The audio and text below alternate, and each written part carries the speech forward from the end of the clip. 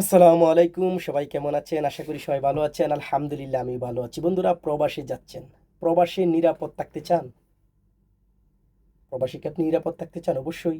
সবাই বলবে অবশ্যই নিরাপদ থাকতে চাই। তো আজকে আপনাদেরকে কয়েকটি কথা বলবো, সেই কথাগুলো যদি আপনি মেনে চলেন তাহলে প্রবাসে আপনি নিরাপদ থাকতে পারবেন।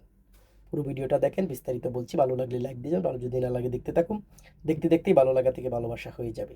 তো বন্ধুরা, সর্বপ্রথম যে বিষয়টা প্রবাসে নিরাপদ থাকা, সেটা হলো দেশের আইন মেনে চলা এবং আইন শিখা। কেন বলছি জানেন? যেখানে আপনি যাচ্ছেন, যে দেশেই যাবেন, সেই দেশের কিন্তু একটা আইন রয়েছে, ট্রাফিক নিয়ম আছে, কাজের আইনে কানুন আছে। সেগুলো আপনি জানুন, বুঝুন, শিখুন এবং মেনে চলুন। এক নাম্বার জিনিস এটা প্রবাসী নিরাপদ থাকার। দ্বিতীয়টা হলো ভিসা ও কাজের কাগজপত্র সবসময় আপডেট রাখবেন। যেমন আপনি ভিসা আছে, সেটার মেয়াদ শেষ হয়ে গেল কিনা সেটা খেয়াল রাখবেন। আপনার কাগজপত্র, যেমন আপনার বিভিন্ন রকমের কাগজপত্র আছে, সেগুলো আপনি আপডেট রাখবেন। পাসপোর্টের মেয়াদ আছে কিনা সেটা আপনি আপডেট রাখবেন। অবৈধ অবস্থায় যদি আপনি থাকেন তাহলে বিপদ কিন্তু বেশি। অনেকে আছেন অবৈধ, তারা কিন্তু বিপদেই আছে।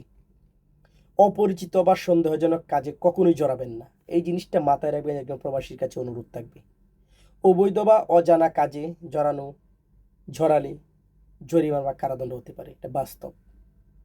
কখনো অবৈধ বা সন্দেহজনক কাজ, অজানা কাজ, সেগুলো কাজে কখনোই জড়াবেন না। একবার যদি জড়িয়ে যান তাহলে আপনার লাইফ নষ্ট, পুরো লাইফ নষ্ট হয়ে যাবে, এটা মাথায় রাখবেন।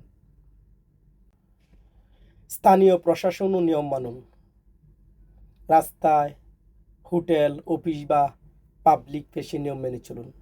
কারণ এক একটা, যে দেশে আপনি যাবেন সে দেশে রাস্তাঘাটে চলাচলের একটা নিয়ম রয়েছে। এটা বাংলাদেশ না ভাই, যে আপনার মন মতো আপনি চলবেন।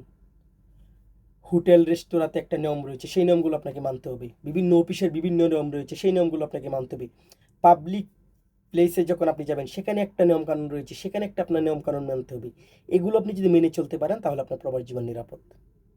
সমস্যা হলে আইনগত সহায়তা নিন। সমস্যা হলে স্থানীয় অ্যাডভোকেট বা দূতাবাসের সঙ্গে যোগাযোগ করুন, অথবা পুলিশের সাথে যোগাযোগ করতে পারেন। যেমন ধরুন আমি দুবাইতে আছি, দুবাইতে আপনার অতিরিক্ত কোনো সমস্যা হয়ে গেলে, বেশি ঝামেলা হয়ে গেলে, কাছের মানুষ না থাকলে, একেবারেই না থাকলে, বা কোনো সাহায্য না পেলে আপনি সরাসরি পুলিশের সাহায্য নিতে পারেন। পুলিশ আপনাকে সাহায্য করবে। ওকে। তো এই যে বিষয়গুলো আপনাদেরকে বললাম, এই বিষয়গুলো আপনার জন্য খুবই গুরুত্বপূর্ণ, খুবই জরুরি। আশা করছি এটা, এইগুলা যদি আপনি মেনে চলেন, প্রবাস জীবন আপনার জন্য নিরাপদ হবে অনেকটা। ভালো থাকবেন, সুস্থ থাকবেন। আল্লাহ হাফেজ।